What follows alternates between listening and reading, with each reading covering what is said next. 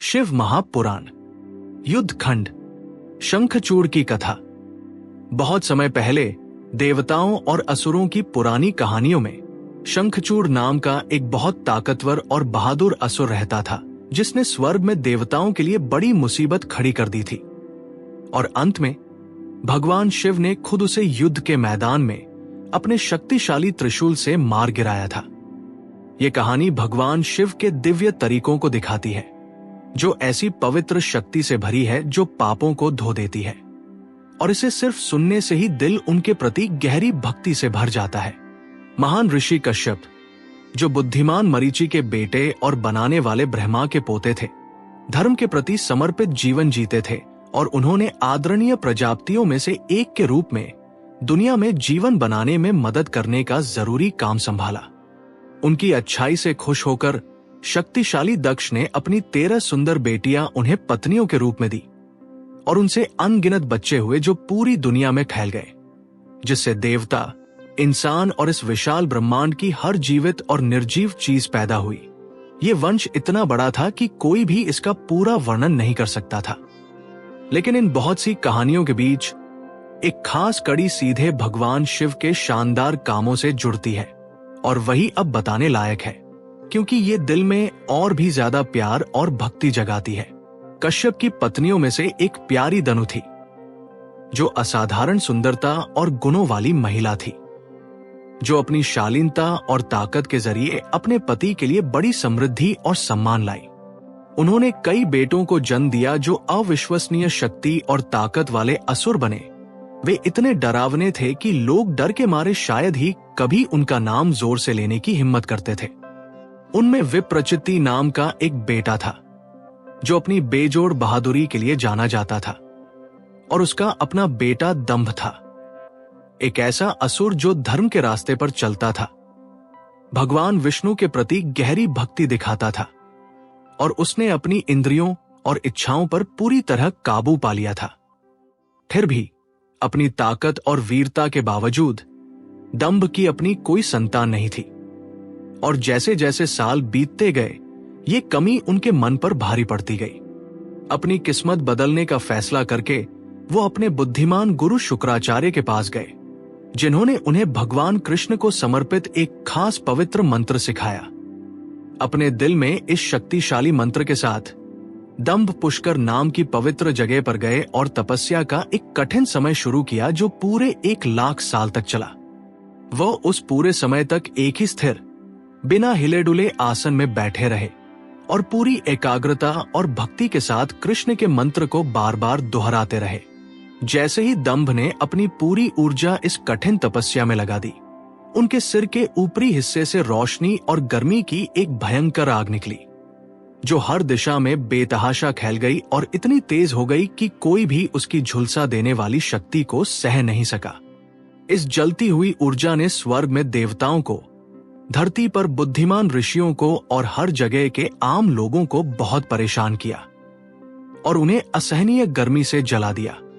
अपनी परेशानी में देवता इकट्ठे हुए, जिनका नेतृत्व शक्तिशाली सुनासीर कर रहे थे, और वे खुद बनाने वाले भगवान ब्रह्मा के पास शरण लेने पहुंचे। उन्होंने उनके सामने झुककर प्रणाम किया। उनके दिल चिंता से भरे थे और उन्होंने अपनी मुश्किलें बताई, उनकी महानता की तारीफ करते हुए उस अनजान शक्ति की वजह से होने वाले भयानक कष्ट का वर्णन किया। उनकी पुकार सुनकर ब्रह्मा सभी चिंतित देवताओं के साथ तीनों लोकों के हमेशा रक्षा करने वाले और मालिक भगवान विष्णु से बात करने के लिए जल्दी से वैकुंठ के सुंदर लोक में गए, जो हर चीज पर नजर रखते हैं। वहां सबने सम्मान में हाथ जोड़कर सिर झुकाया और देवताओं ने जरूरी बात बताते हुए कहा कि उन्हें नहीं पता कि इस कष्ट का क्या कारण है जो उन सबको झुलसा रहा है, और विष्णु से मुसीबत के समय में उनके सच्चे दोस्त के रूप में उन्हें बचाने और उनके जीवन की रक्षा करने की भीख मांगी, क्योंकि उनके पास जाने के लिए कोई और जगह नहीं थी। भगवान विष्णु ने ब्रह्मा और देवताओं की बातों को ध्यान से सुना और मदद मांगने वालों के लिए कोमल दया के साथ वे प्यार से मुस्कुराए और उन्हें भरोसा दिलाया। उन्होंने अमर देवताओं से कहा कि वे चिंता या डर न करें, क्योंकि कोई बड़ी बाढ़ या दुनिया का अंत नहीं आ रहा है। क्योंकि वह समय अभी नहीं आया है। उन्होंने समझाया कि दंभ नाम का एक भक्त असुर सिर्फ एक बेटा पाने के लिए ये कठिन तपस्या कर रहा है, और वह यानी विष्णु जल्द ही दंभ को उसकी मनचाही दुआ देकर स्थिति को शांत कर देंगे। इन बातों से दिलासा पाकर देवताओं ने फिर से हिम्मत जुटाई और ब्रह्मा के साथ शांति से अपने स्वर्गीय घरों को लौट गए। जल्द ही भगवान विष्णु अपनी बात के पक्के रहते हुए पुष्कर गए, जहां दंभ ने अपना गहरा ध्यान और जाप जारी रखा था। अपने भक्त को हरि के पवित्र नाम को दोहराते हुए जप में खोया हुआ देखकर विष्णु उनके सामने प्रकट हुए और प्यार से उन्हें उठने और जो भी वरदान वह चाहते हो मांगने के लिए कहा। वहां खड़े भगवान को देखकर खुशी और भक्ति से भरकर दंभ सम्मान में उनके चरणों में गिर पड़े और बार बार दिल से उनकी तारीफ की। फिर बड़ी विनम्रता के साथ उन्होंने असाधारण ताकत और साहस वाले बेटे की मांग की, जो इतना बहादुर हो कि तीनों लोकों को जीत सके और देवताओं को भी चुनौती दे सके। भगवान विष्णु दंभ के समर्पण से प्रभावित होकर और उनकी लंबी तपस्या को खत्म करने की इच्छा से मांगा हुआ वरदान दे दिया और फिर शालीनता से आंखों से ओझल हो गए। दंभ ने उस दिशा में गहरा प्रणाम किया जहां भगवान गायब हुए थे।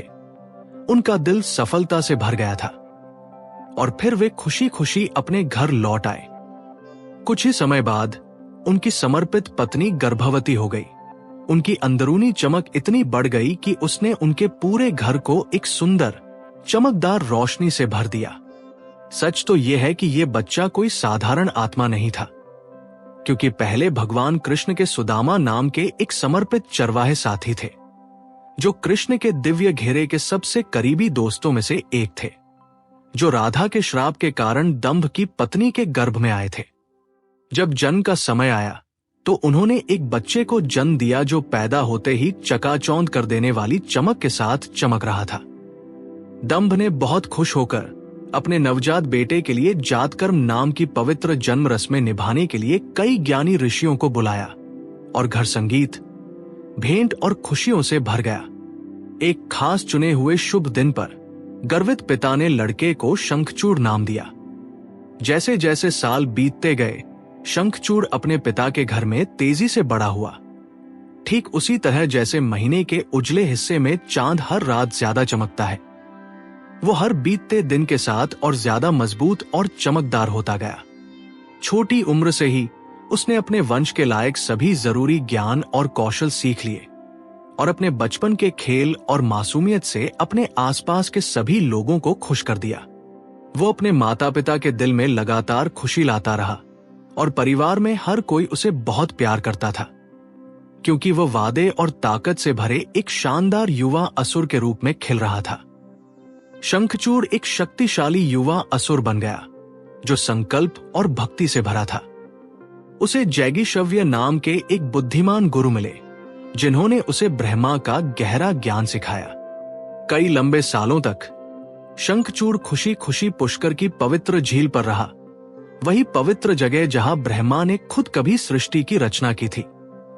वहां उसने अपनी इंद्रियों को मजबूती से काबू में रखा, अपने मन को पूरी तरह से पवित्र मंत्रों पर लगाया और अपनी पूरी ताकत कठिन तपस्या में झोंक दी। अपने गुरु द्वारा दिए गए मंत्रों को बिल्कुल स्थिर बैठकर दोहराता रहा। उसका समर्पण इतना गहरा हो गया कि दुनिया के बनाने वाले और शिक्षक भगवान ब्रह्मा जल्द ही उसके सामने प्रकट हुए। उसे जो भी वरदान चाहिए था उसे देने के लिए तैयार थे। जब शंखचूड़ ने ब्रह्मा की चमकदार मूरत को वहां खड़ा देखा तो उसने गहरे सम्मान के साथ झुककर प्रणाम किया और शुद्ध शब्दों से भरी दिल से तारीफ की। फिर विनम्रता से उसने एक ऐसा आशीर्वाद मांगा कि स्वर्ग का कोई भी देवता उसे युद्ध में कभी हरा न सके। ब्रह्मा उस युवा असुर की ईमानदारी और कोशिश से खुश होकर खुशी खुशी मान गए और बिना किसी हिचकिचाहट के वरदान दे दिया। एक और बड़े उपहार के रूप में उन्होंने शंखचूड़ को खुद भगवान कृष्ण का दिव्य सुरक्षा कवच दिया, एक पवित्र कवच जो पूरे ब्रह्मांड में सबसे शक्तिशाली और भाग्यशाली कवच था, जो जहां भी पहना जाता वहां जीत का वादा करता था। ब्रह्मा फिर मुस्कुराए और उससे बद्री के शांत आश्रम में जाने को कहा, जहां राजा धर्मध्वज की बेटी तुलसी नाम की एक गुणी युवती अपनी तपस्या कर रही थी और उसकी मर्जी के मुताबिक उससे शादी करने को कहा। जैसे ही शंखचूड़ हैरानी से देख रहा था, ब्रह्मा आंखों से ओझल हो गए। अपनी लंबी तपस्या की सफलता पर बहुत खुश होकर शंखचूड़ ने वो अनमोल कवच अपने गले में बांध लिया और उसकी दिव्य ताकत को अपने अंदर महसूस किया। खुशी और एहसान से भरे दिल के साथ वो तुरंत बद्रिका आश्रम के शांत जंगलों की ओर चल पड़ा, जैसा कि ब्रह्मा ने निर्देश दिया था। सुंदर जंगलों में बेधड़क घूमते हुए वो जल्द ही उस शांत जगह पर पहुंच गया जहां तुलसी अपनी आध्यात्मिक साधना में डूबी अकेली रहती थी। वो बहुत ही ज्यादा सुंदर थी। उसका चेहरा मुस्कुराता हुआ, शरीर कोमल और सुंदर था और उसके गहने चलते समय चमक रहे थे। जब उसने उसे आते देखा तो उसने उत्सुक आंखों से तिरछी नजर डाली और उस मजबूत और चमकदार अजनबी को देखा। शंखचूड़ उसके आकर्षण और अच्छाई को देखकर मंत्रमुग्ध होकर उसके पास खड़ा हो गया और सबसे मीठी और कोमल आवाज में बोला।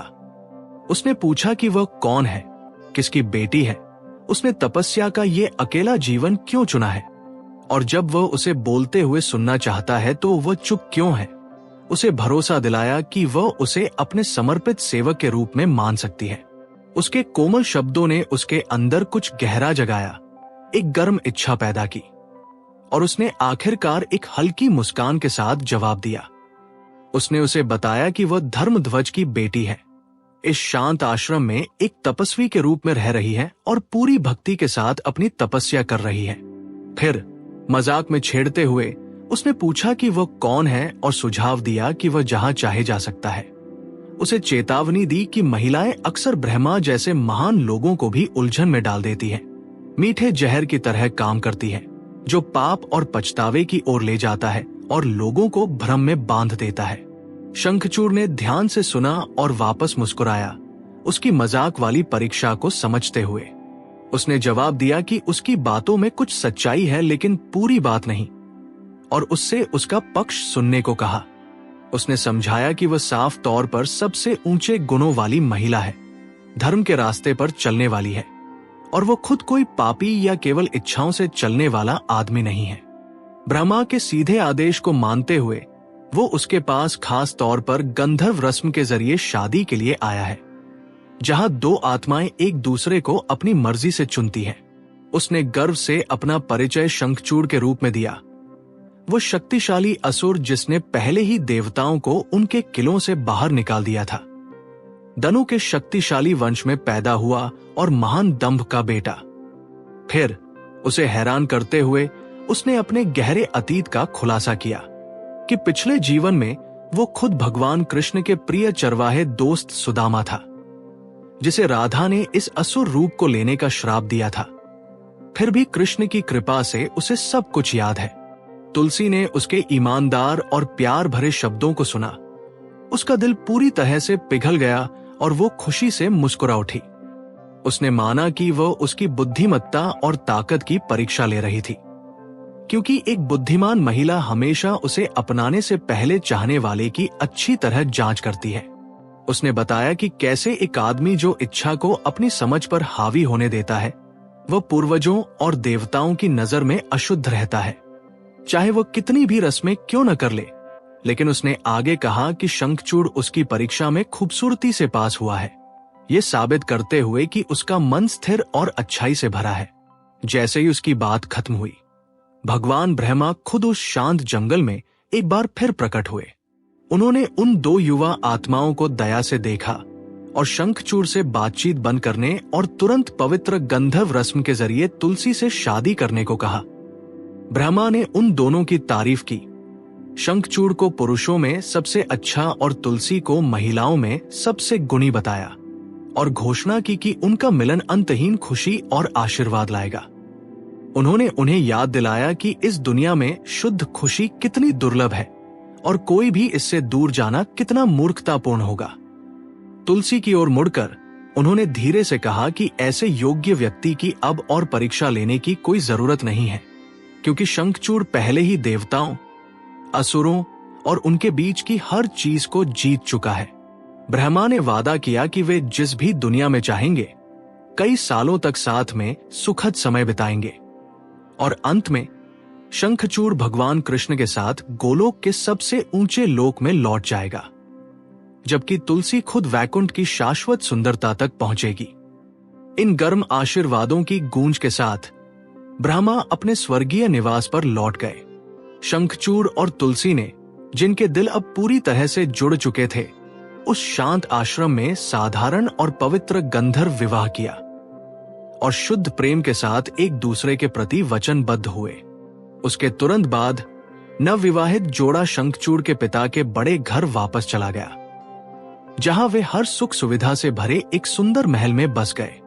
वहां विलासिता और भक्ति के बीच उन्होंने पति और पत्नी के रूप में अपने नए जीवन की खुशी में खोकर खुशी खुशी अपने दिन बिताए। अपनी सुखद शादी के बाद शंखचूड़ और चमकदार तुलसी एक साथ उसके बड़े परिवार के घर लौट आए, जहां हर जगह जश्न होने लगा। उसकी सफल तपस्या और ब्रह्मा से मिले शक्तिशाली वरदान की खबर असुरों में तेजी से फैल गई और जल्द ही सभी दानवों, दैत्यों और अन्य असुरों में उम्मीद और उत्साह की लहर दौड़ गई। अपने बुद्धिमान गुरु के मार्गदर्शन में इन शक्तिशाली प्राणियों की बड़ी संख्या अपने छिपे हुए पाताल लोकों से निकली और शंखचूड़ के चारों ओर उत्सुकता से इकट्ठी हो गई। उन्होंने गहरे सम्मान के साथ उसके सामने झुककर प्रणाम किया, सही पारंपरिक तरीके से प्यार भरी तारीफें की और खुशी खुशी उसे अपने ऊर्जावान और होनहार नेता के रूप में स्वीकार कर लिया। जब शंखचूड़ ने देखा कि उसके पूरे वंश के आदरणीय शिक्षक शुक्राचार्य भी आ गए हैं, तो उसका दिल भक्ति से भर गया। वो तुरंत पूरे साष्टांग प्रणाम में जमीन पर गिर गया, सम्मान के सबसे गहरे भाव में अपने शरीर के सभी 8 अंगों को जमीन से छुआ। शुक्राचार्य ने अपने बेहतरीन शिष्य को प्यार से देखा और देवताओं और असुरों के बीच के पुराने इतिहास को बताना शुरू किया। वो कुदरती दुश्मनी जो हमेशा से रही थी, अतीत में असुरों द्वारा झेली गई कई हारें, देवताओं की जीत और यहां तक कि उन प्राचीन लड़ाइयों में जीव नाम की एक आत्मा द्वारा निभाई गई रहस्यमयी भूमिका, सभी इकट्ठे हुए असुरों की पूरी सहमति के साथ गुरु ने शंखचूड़ को सभी दानवों और असुरों के सर्वोच्च स्वामी और राजा के रूप में ताज पहनाया। तुरंत बड़े उत्सव शुरू हो गए, जो संगीत, भेंट और खुशी से भरे थे। असुरों ने आखिरकार ऐसा शक्तिशाली शासक पाकर बहुत खुश होकर अपने विशाल खजानों से उसे अनमोल तोहफे दिए। इस तरह दंभ के बेटे बहादुर और बेहद ताकतवर शंखचूड़ को औपचारिक रूप से राजा के रूप में बैठाया गया और उस दिन से वो असुरों के बीच एक सच्चे सम्राट की शानदार चमक के साथ चमकने लगा।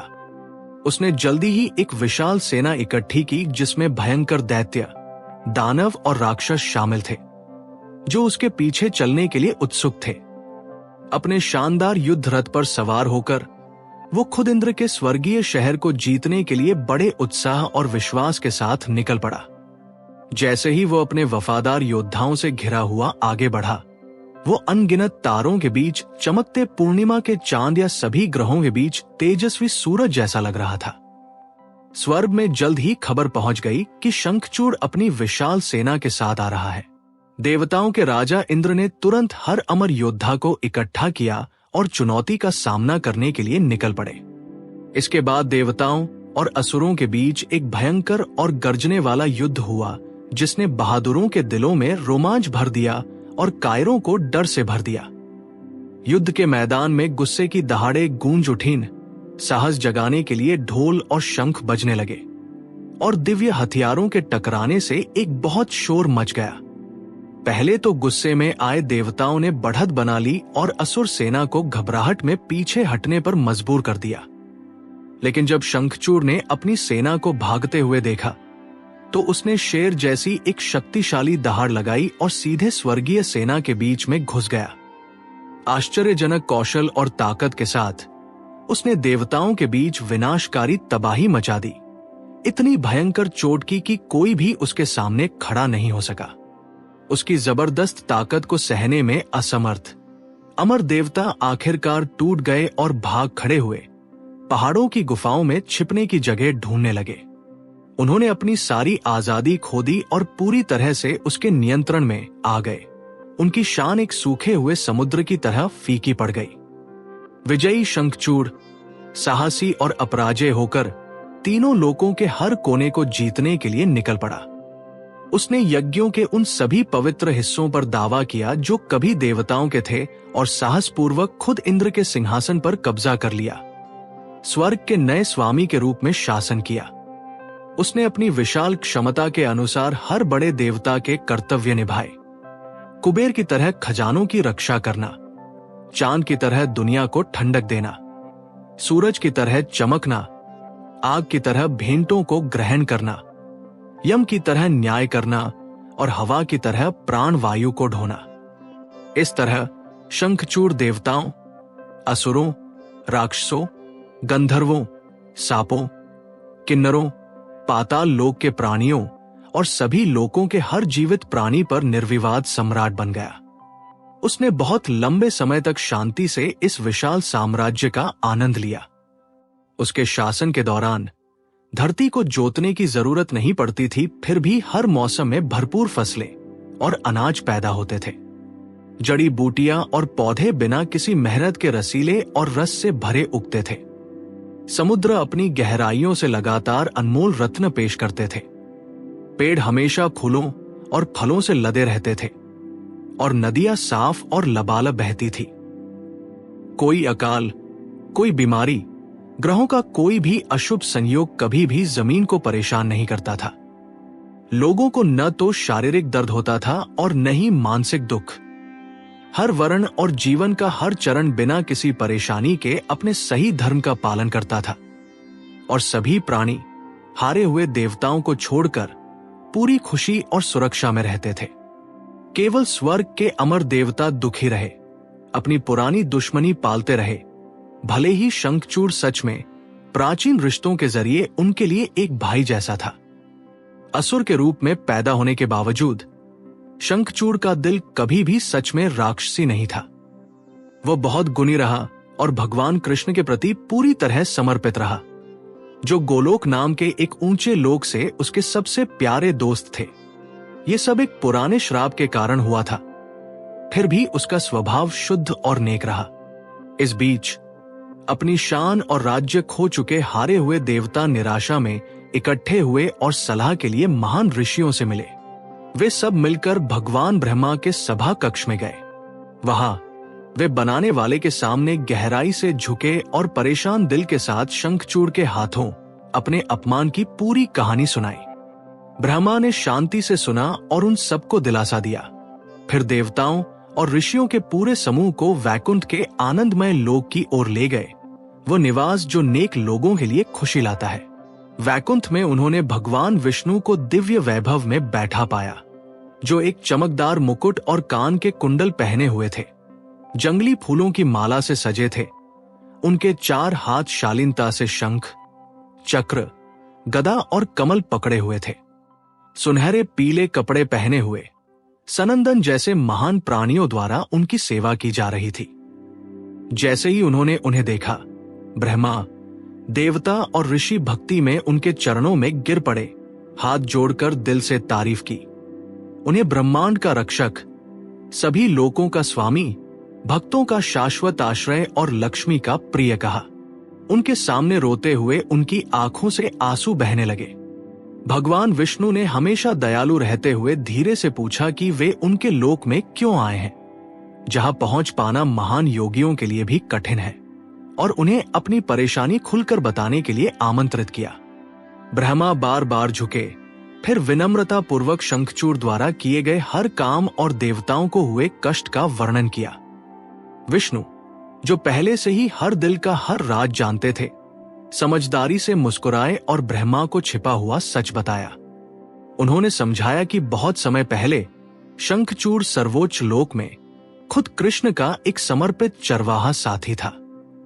दिव्य खेल के दौरान एक पल के भ्रम और राधा के श्राप की वजह से उसने इस शक्तिशाली असुर के रूप में जन्म लिया था। फिर भी कृष्ण ने पहले ही तय कर लिया था कि शंखचूड़ का अंत भगवान शिव के त्रिशूल के जरिए होगा। जिसके बाद वो अपना असुर शरीर त्याग देगा और एक बार फिर कृष्ण के शाश्वत सेवक के रूप में सेवा करने के लिए लौट आएगा। विष्णु ने उन सबको भरोसा दिलाया, उनसे कहा कि वे न डरें, क्योंकि भगवान शिव वे परम पुरुष जिनका लोक हर चीज से ऊपर है, जो सृष्टि, रक्षा और विनाश की शक्तियां रखते हैं, जो उमा के साथ सभी भ्रमों से परे खुशी से खेलते हैं, वही सही समाधान लाएंगे। शांत दिल के साथ विष्णु ने सभी को शिव पर भरोसा रखने के लिए आमंत्रित किया। फिर ब्रह्मा के साथ वे भगवान शिव के सबसे ऊंचे लोक की ओर निकल पड़े। उनका मन उस महान भगवान की प्यारी याद से भरा था, जो हमेशा अपने भक्तों के प्रति दयालु रहते हैं। भगवान विष्णु, ब्रह्मा और सभी चिंतित देवताओं के साथ भगवान शिव के परम और दिव्य लोक की यात्रा पर निकले।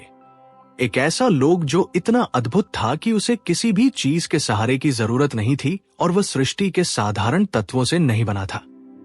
एक खुश और चमकते चेहरे के साथ विष्णु खुशी खुशी इस शानदार जगह में कदम रखा, जहां हर जगह अनगिनत अनमोल रत्न बिखरे हुए थे, जिससे हर चीज एक जबरदस्त चमक के साथ चमक रही थी, जो आंखों को चकाचौंध कर देती थी।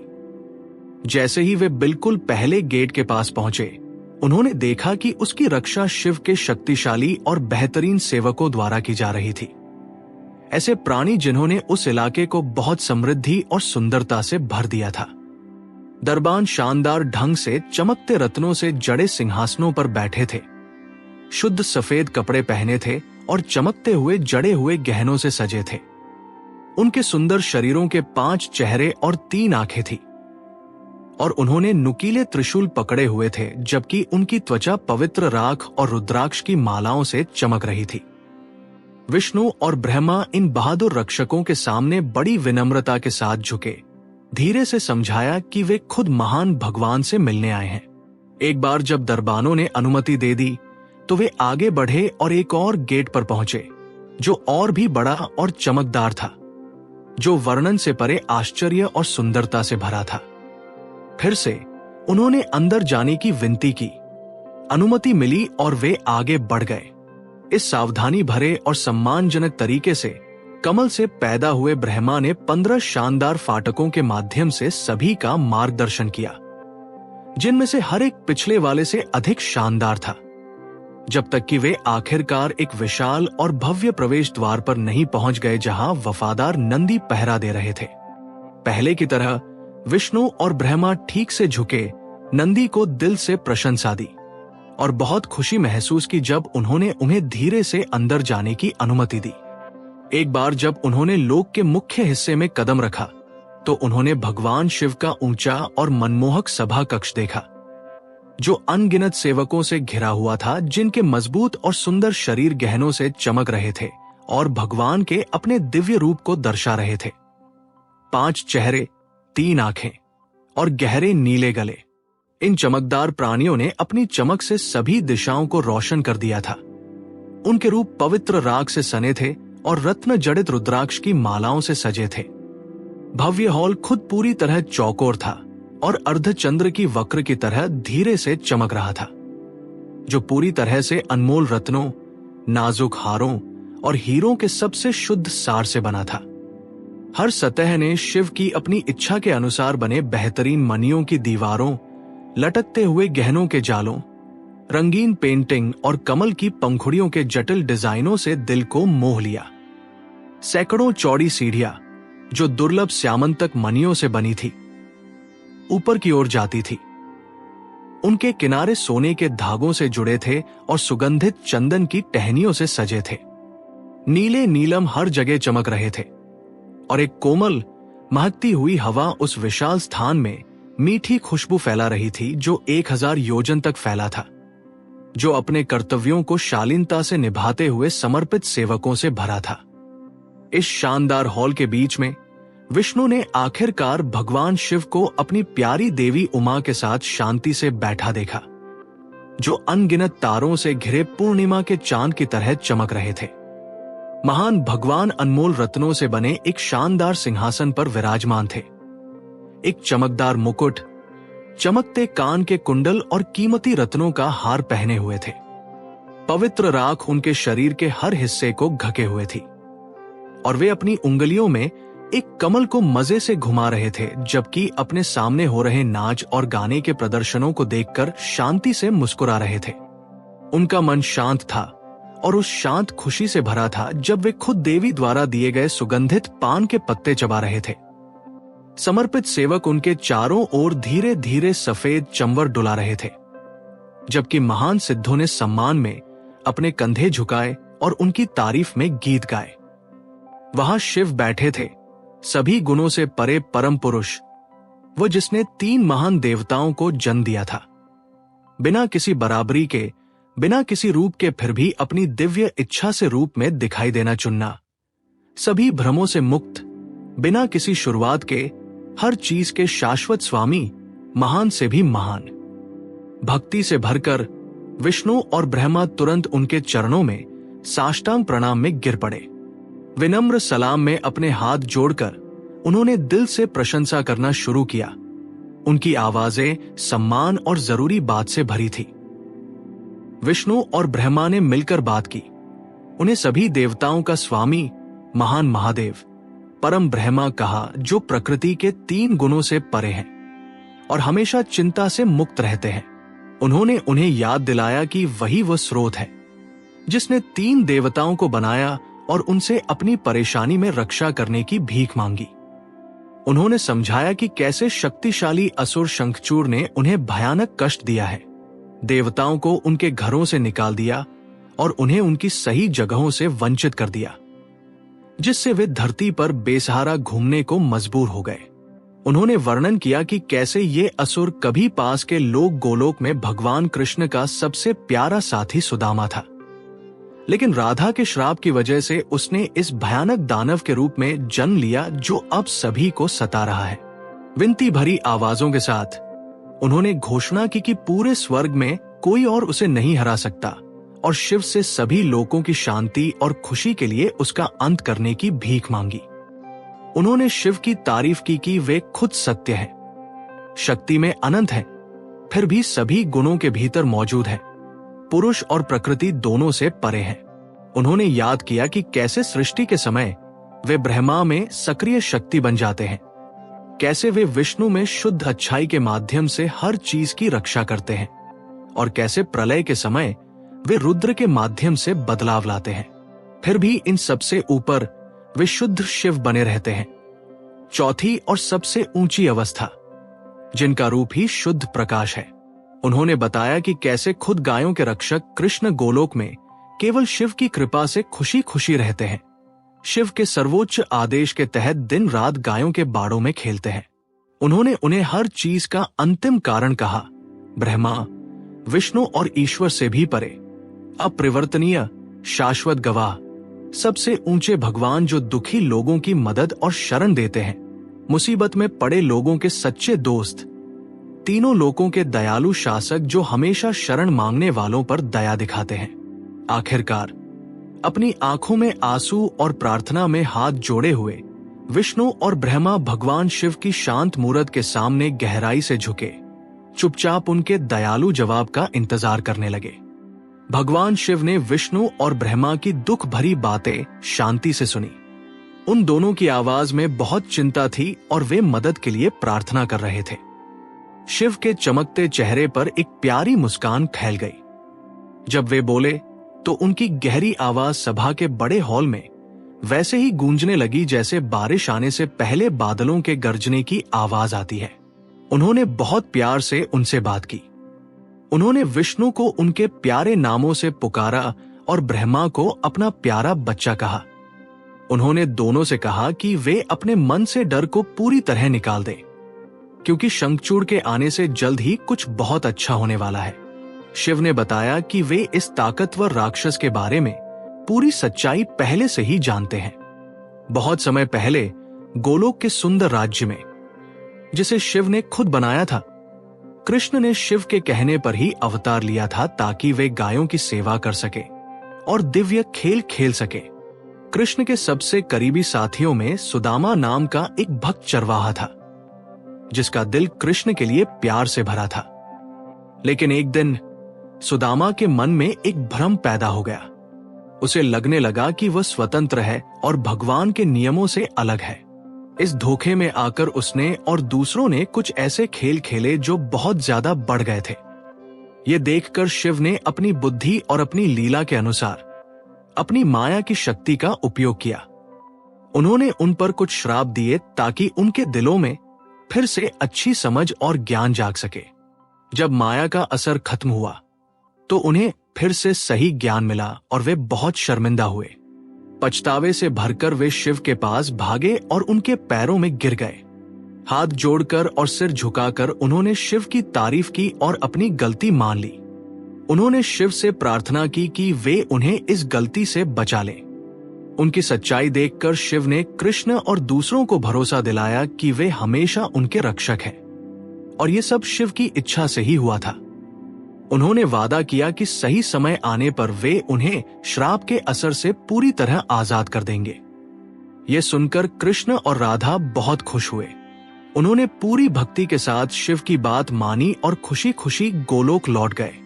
उन्हें हमेशा के लिए ये समझ आ गया कि असली स्वतंत्रता सिर्फ महान भगवान शिव के पास ही है।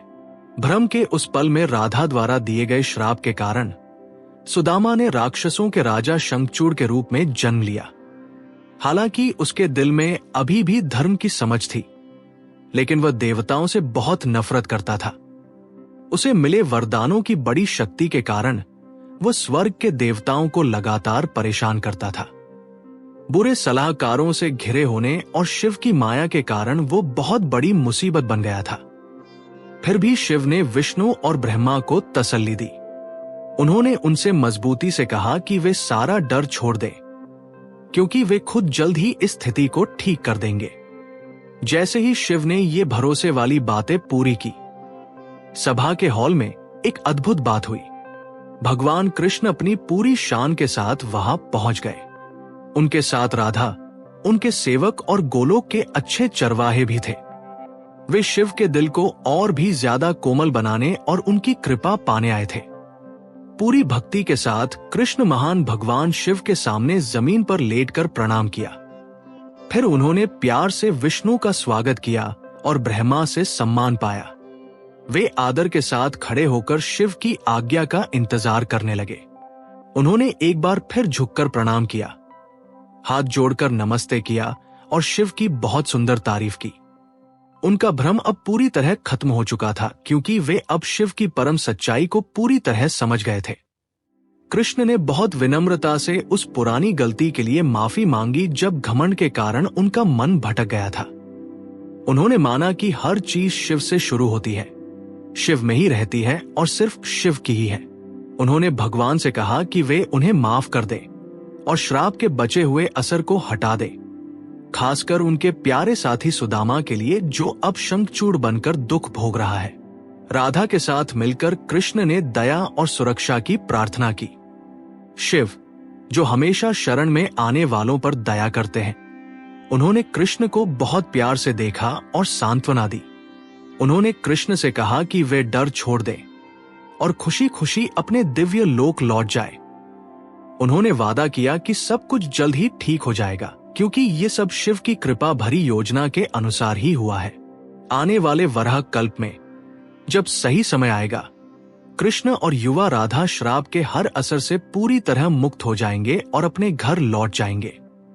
सुदामा के बारे में, जिसे कृष्ण सबसे ज्यादा प्यार करते थे, शिव ने भरोसा दिलाया कि उस राक्षस के कामों ने इंद्र और सभी देवताओं को बहुत दुख दिया है। उसने उन्हें उनके स्वर्ग से निकाल दिया है और वे डर के मारे इधर उधर भटक रहे हैं। इसीलिए विष्णु और ब्रह्मा मदद मांगने आए थे। शिव ने साफ तौर पर कहा कि वे जल्द ही देवताओं का ये कष्ट पूरी तरह खत्म कर देंगे। फिर विष्णु और ब्रह्मा की ओर प्यार से मुड़कर शिव ने ऐसी बातें कही जिनसे उनका दुख वैसे ही गायब हो गया जैसे सुबह की ओस सूरज की रोशनी में उड़ जाती है। उन्होंने उन्हें तुरंत कैलाश पर्वत जाने को कहा, जहां शिव का एक और पूरा और चमकता हुआ रूप रहता है, जिसे रुद्र कहते हैं। वो रूप भक्तों की इच्छाएं पूरी करने और देवताओं के काम करने के लिए हमेशा वहां रहता है। कैलाश का वह रूप और शिव एक ही है। सभी देवताओं, इंसानों और जीवों को उसी भक्ति के साथ उनकी सेवा और सम्मान करना चाहिए। जो कोई भी उन दोनों रूपों में थोड़ा भी अंतर समझेगा, उसे इस दुनिया में और इसके बाद भी बहुत बड़ी परेशानी झेलनी पड़ेगी। ये सुनकर कृष्ण, राधा और उनके साथियों ने शिव को बार बार धन्यवाद दिया, प्रणाम किया और शांति से गोलोक लौट गए। विष्णु और ब्रह्मा, जिनका मन अब हल्का और डर से मुक्त था, उन्होंने भी महान भगवान को कई बार प्रणाम किया और जल्दी से वैकुंठ लौट आए। वहां उन्होंने परेशान देवताओं को इकट्ठा किया और जो कुछ भी हुआ था उसकी पूरी जानकारी दी। नई उम्मीद से भरकर ब्रह्मा और विष्णु की अगुवाई में पूरा समूह तुरंत कैलाश पर्वत की बर्फ से ढकी चोटियों की ओर चल पड़ा। जब वे वहां पहुंचे तो उन्होंने भगवान महेश को उनकी प्यारी पार्वती के साथ दिव्य शान में बैठे देखा।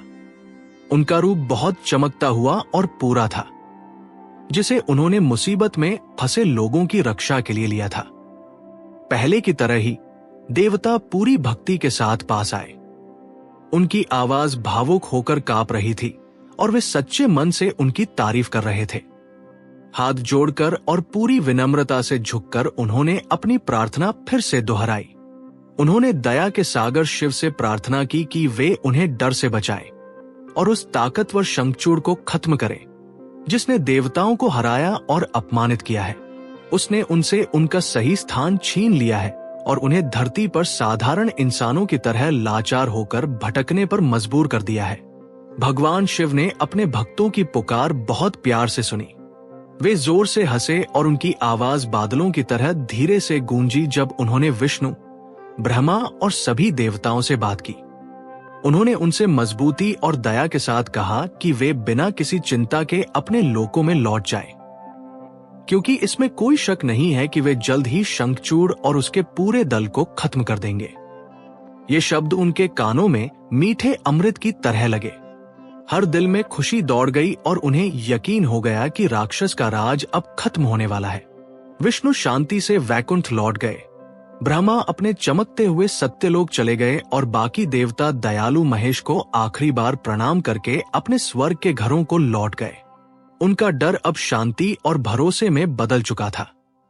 संत कुमार ने अपनी कहानी जारी रखी।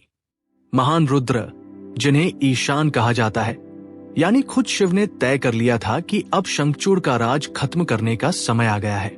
वे बुराई का नाश करने वाले और अच्छाई के रक्षक हैं। अब देवताओं की पुकार को पूरा करने के लिए उन्होंने उस ताकतवर दानव राजा को मारने का मन बना लिया।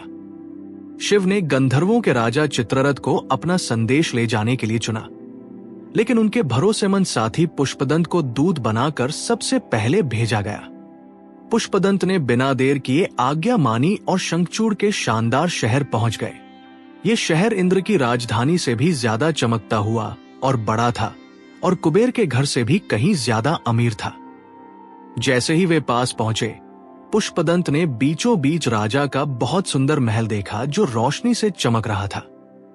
महल के 12 ऊंचे दरवाजे थे और हर दरवाजे पर एक पहरेदार था।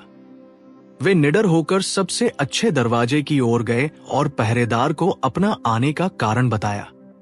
पहरेदार उनके आत्मविश्वास से खुश हुआ और उन्हें अंदर जाने दिया। अंदर से वो महल इतना सुंदर था कि उसे देखकर सांसें थम जाए। वो बहुत बड़ा था और हर तरफ कीमती सजावट थी।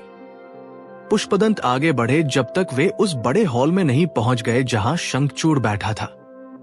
दानव राजा एक सिंहासन पर बैठा था जो अनगिनत गहनों से चमक रहा था और उसके चारों ओर बहादुर योद्धा थे।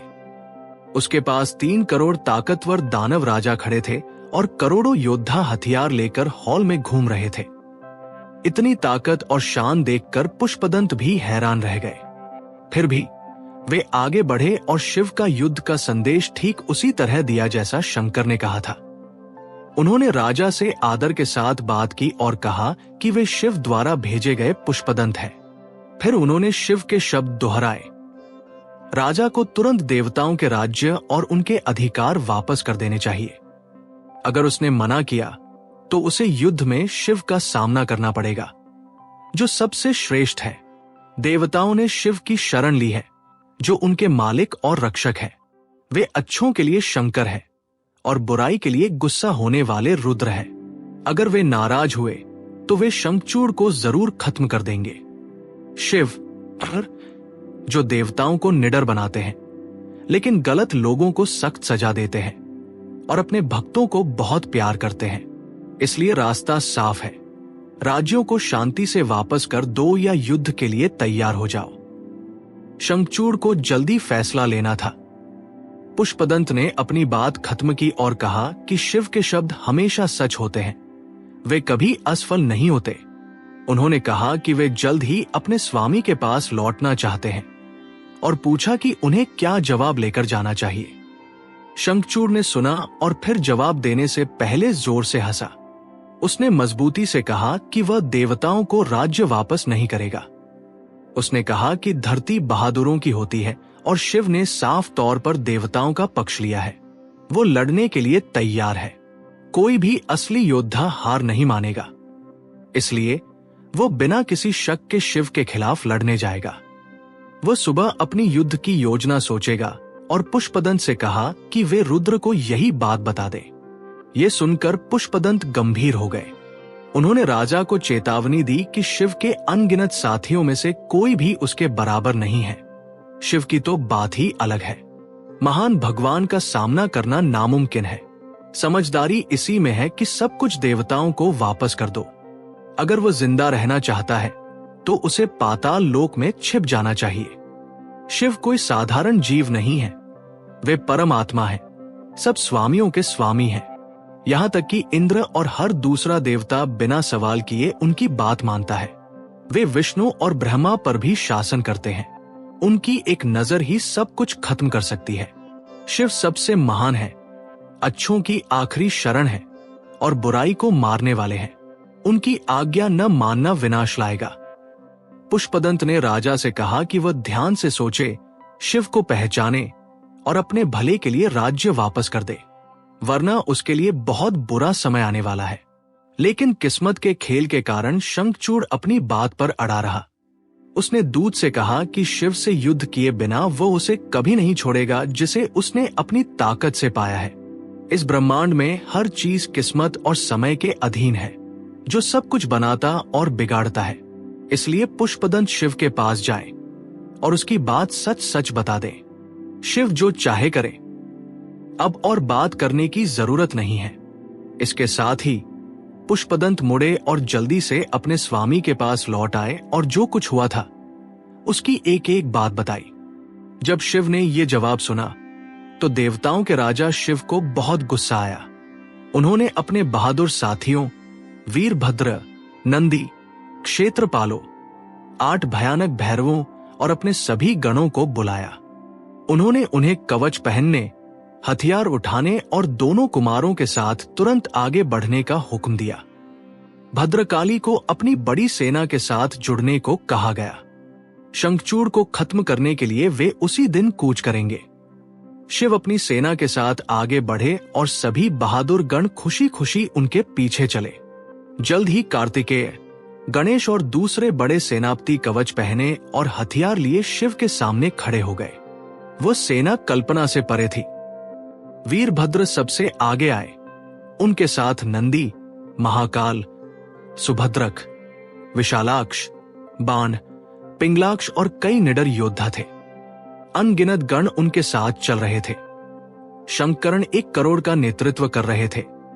केकराक्ष 10 करोड़ लाए थे। विकृत 8 करोड़ और विशाख के साथ 64 करोड़ योद्धा थे।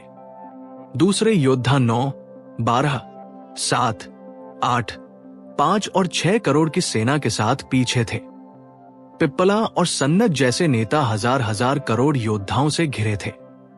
महाकेश, कुंडी, पर्वतका, काल, कालक, महाकाल, अग्निक, ये सब 100-100 करोड़ योद्धा लाए थे। और भी बहुत से योद्धा करोड़ों की संख्या में युद्ध के लिए तैयार होकर आए। अकेले वीरभद्र 1000 करोड़ भूतों, 3 करोड़ प्रमथों और 3 करोड़ भयानक लोमजों का नेतृत्व कर रहे थे। काष्ठरूढ़, सुकेश, वृषभ, विरूपाक्ष और सनातन जैसे हर एक योद्धा के पास 60 या 64 करोड़ सेना थी।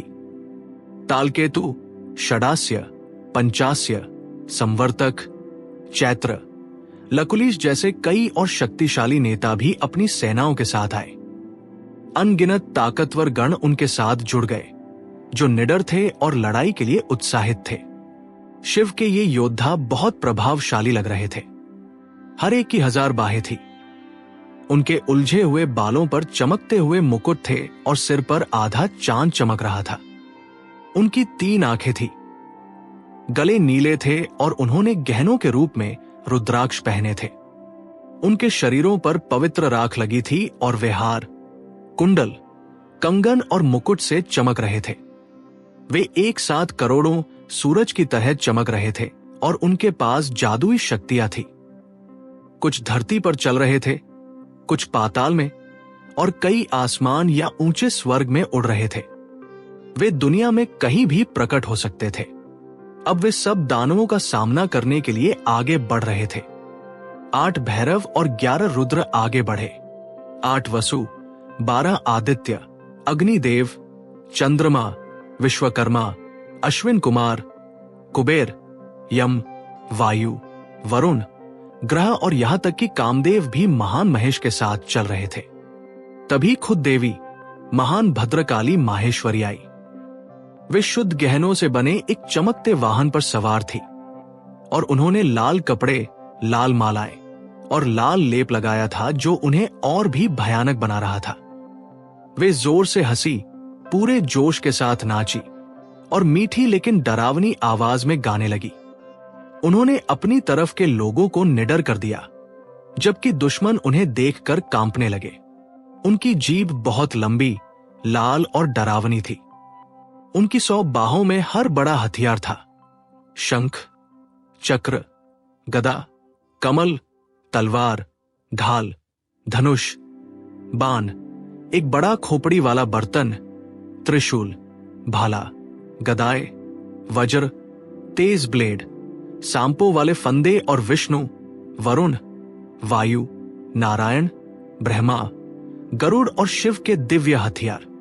उनके पास ऐसे हथियार थे जो दुश्मनों को गहरी नींद में सुला दे या बड़ी आग लगा दे। 3 करोड़ योगिनियों और 3 करोड़ डाकिनियों के साथ साथ भूतों, आत्माओं, राक्षसों, यक्षों और किन्नरों की भीड़ के साथ उन्होंने सेना में अपनी जगह ली। कार्तिकेय खुद भूतों, प्रेतों और पिशाचों की अपनी बड़ी सेना के साथ आए। उन्होंने शिव को झुककर प्रणाम किया और पिता की आज्ञा मानते हुए पास ही खड़े हो गए। शिव ने इस विशाल सेना को अपने चारों ओर इकट्ठा किया और बिना किसी डर के शंखचूड़ की ओर बढ़ना शुरू किया। जब शिव का दूत चला गया तो शक्तिशाली शंखचूड़ अपने महल के अंदर के कमरों में गया और वहां तुलसी को अपना इंतजार करते हुए पाया। वो उसके पास बैठा और उसे धीरे से सब कुछ बताया कि कैसे शिव ने राज्य वापस मांगे हैं और युद्ध की धमकी दी है। उसने प्यार से लेकिन मजबूती से कहा कि उसने युद्ध की तैयारी कर ली है और वो जल्द ही महान भगवान का सामना करने के लिए निकलेगा। जाने से पहले उसने चाहा कि तुलसी उसकी बातों का ध्यान रखे, क्योंकि वह जानता था कि आने वाले दिन मुश्किल होंगे। हालांकि युद्ध का साया उन पर था। शंखचूड़ और तुलसी ने वह रात एक दूसरे के साथ बिताई। वे वैसे ही हंसे और प्यार किया जैसे बाहर की दुनिया का कोई वजूद ही न हो। वे खुशी के सागर में डूब गए जब तक कि सुबह नहीं हो गई। जब सुबह का पवित्र समय आया, शंखचूड़ उठा, नहाया और शांत मन से अपनी पूजा की। उसने सेवा करने वालों को बहुत सारा धन दान में दिया। फिर उसने अपने बेटे को हॉल में बुलाया, उसके सिर पर मुकुट रखा और उसे दानवों का राजा बना दिया। उसने तुलसी, राज्य और खजाने की जिम्मेदारी अपने बेटे को सौंप दी। तुलसी अपने आंसू नहीं रोक पाई। वो अपने पति से चिपक गई और उससे न जाने की मिन्नत करने लगी। शंखचूड़ ने उसे गले लगाया और बहुत सारी दिलासा देने वाली बातें कहीं। उसने वादा किया कि सब ठीक होगा और उसे अपनी ताकत की याद दिलाई। धीरे धीरे उसका रोना कम हुआ, लेकिन उसका दिल भारी रहा। उससे विदा लेने के बाद शंखचूड़ ने अपने सबसे बहादुर सेनापति को बुलाया। उसने सेनापति का सम्मान किया और आने वाले युद्ध के लिए साफ आदेश दिए। उसने हुक्म दिया कि हर निडर योद्धा कवच पहन ले और बिना देर किए अपने हथियार तैयार कर ले। दैत्यों की 86 टुकड़ियां और ताकतवर दानव तुरंत तैयार हो जाएं। असुरों के 50 परिवार और करोड़ों बहादुर सैनिक शिव के खिलाफ लड़ने के लिए तैयार हैं। धौम्र परिवार के 100 लोग कवच पहनकर उसके साथ चले। कालकेय, मौर्य और दूसरे योद्धाओं को भी रुद्र का सामना करने के लिए आगे बढ़ने को कहा गया। इन आदेशों के शहर में गूंजने के साथ शंखचूड़ एक बहुत बड़ी सेना के साथ बाहर निकला। उसके सेनापति ने 3 लाख बड़ी अक्षौहिणी सेना को एक गोले के आकार में खड़ा कर दिया, जो किसी भी हमले के लिए तैयार थी। जब राजा शिविर से बाहर आया तो उसे देखकर हर सैनिक हैरान रह गया, क्योंकि वो युद्ध के लिए बहुत भयानक लग रहा था।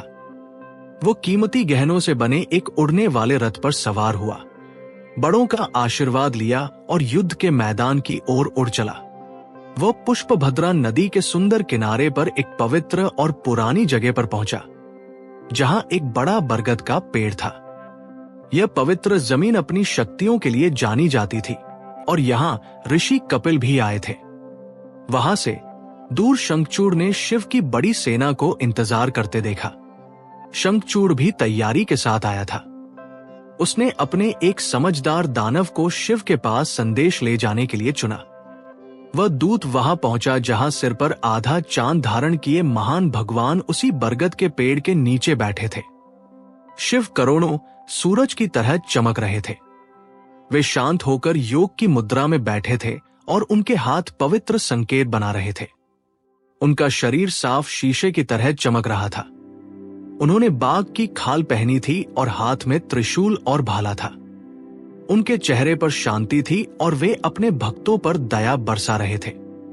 वे इस ब्रह्मांड को बनाने वाले और चलाने वाले थे। दूत अपने रथ से उतरा और शिव और कार्तिकेय के सामने झुककर प्रणाम किया। भद्रकाली शिव के बाईं ओर खड़ी थी और कार्तिकेय गर्व से सामने खड़े थे। तीनों ने दूत को आशीर्वाद दिया। फिर दूत ने हाथ जोड़कर बहुत विनम्रता से बात की। उसने बताया कि वो शंखचूड़ की तरफ से आया है और पूछा कि शिव क्या चाहते हैं। शिव दूत के आदरपूर्ण व्यवहार से खुश हुए और मुस्कुराकर जवाब दिया। उन्होंने दूत से कहा कि वह उनकी बातें राजा को जाकर बताए और उसे बिना बहस किए ध्यान से सोचने को कहे। शिव ने उसे उसके पुराने परिवार की याद दिलाई। ब्रह्मा ने ब्रह्मांड बनाया और धर्म के पिता बने, जिनका बेटा मरीचि था और कश्यप उनका बेटा था। दक्ष ने अपनी 13 बेटियां कश्यप को दी, जिनमें से एक दनु थी, जो ताकतवर बेटों की मां बनी। उसी वंश से विप्रचित्ति, फिर दंभ और आखिर में शंखचूड़ पैदा हुआ, जिसके मन में धर्म था। पिछले जन्म में वो कृष्ण का एक प्यारा चरवाहा साथी था। सिर्फ राधा के श्राप के कारण ही उसने दानव के रूप में जन्म लिया है। भले ही उसकी मां दानव थी, लेकिन उसका असली स्वभाव वैसा नहीं था। ये जानकर उसे देवताओं से दुश्मनी छोड़ देनी चाहिए, शांति से राज करना चाहिए और उनके राज्य वापस कर देने चाहिए ताकि सब मिलकर रह सके। शिव ने चेतावनी दी कि अपनों से नफरत करना सबसे बड़ा पाप है। दूत ने शांति से सुना, लेकिन किस्मत ने उसकी अक्ल पर पर्दा डाल दिया था। उसने बहुत विनम्रता लेकिन मजबूती से जवाब दिया। उसने शिव की बातों को सच माना, लेकिन एक सवाल पूछा, अगर अपनों से नफरत करना गलत है तो क्या ये नियम सिर्फ असुरों के लिए है, देवताओं के लिए नहीं? उसने शिव को पुरानी बातें याद दिलाई। विष्णु ने मधु और कैटब के सिर क्यों काटे थे? शिव ने त्रिपुरा के शहरों को जलाकर राख क्यों किया था? विष्णु ने बौने का रूप लेकर राजा बलि से सब कुछ क्यों छीन लिया और उसे पाताल भेज दिया? देवताओं ने हिरण्याक्ष और उसके भाई को क्यों मारा और दूसरे असुरों को क्यों हराया? समुद्र मंथन के समय असुरों ने भी मेहनत की थी, लेकिन अमृत सिर्फ देवताओं को मिला। दूत ने कहा कि सब कुछ समय और भगवान के हाथ में है। जिसे समय साथ देता है उसे ही सुख मिलता है। देवताओं और असुरों की दुश्मनी समय के साथ घटती बढ़ती रहती है। शिव का अब किसी एक का पक्ष लेना बेकार और शर्मनाक है, क्योंकि वे दोनों के मालिक हैं। जीत या हार से उनकी शान पर कोई फर्क नहीं पड़ेगा। शिव इन बातों पर धीरे से हंसे और बहुत प्यार से समझाया।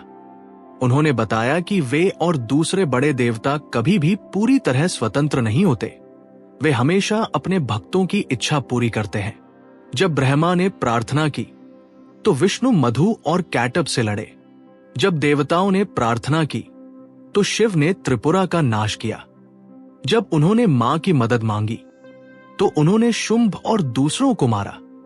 अब एक बार फिर सभी देवता ब्रह्मा और विष्णु के साथ सुरक्षा मांगने आए हैं। शिव सिर्फ इसलिए आए हैं क्योंकि उनके भक्तों ने उनसे कहा है।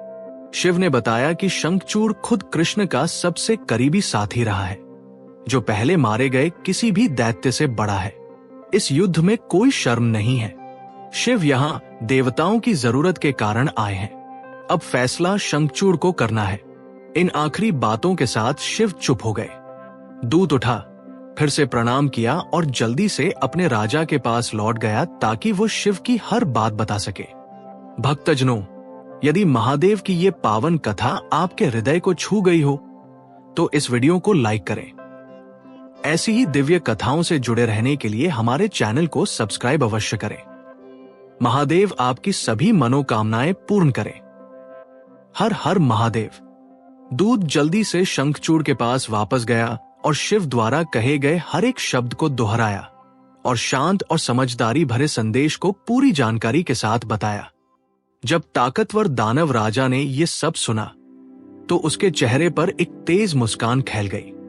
उसने खुशी खुशी चुनौती स्वीकार कर ली और उसे अपने अंदर आने वाले युद्ध का उत्साह महसूस होने लगा। एक पल भी गवाए बिना वो अपने सबसे करीबी सलाहकारों के साथ अपने शानदार वाहन पर सवार हुआ और अपनी विशाल सेना को महान शंकर के खिलाफ आगे बढ़ने का हुक्म दिया।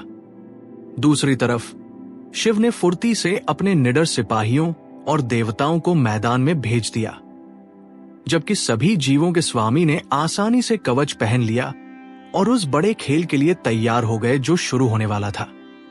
जैसे ही दो विशाल सेनाएं पास आई, हवा ढोल के बजने की गहरी आवाज, शंखों की तेज गूंज और युद्ध के लिए उत्सुक वीरों की दहाड़ से भर गई।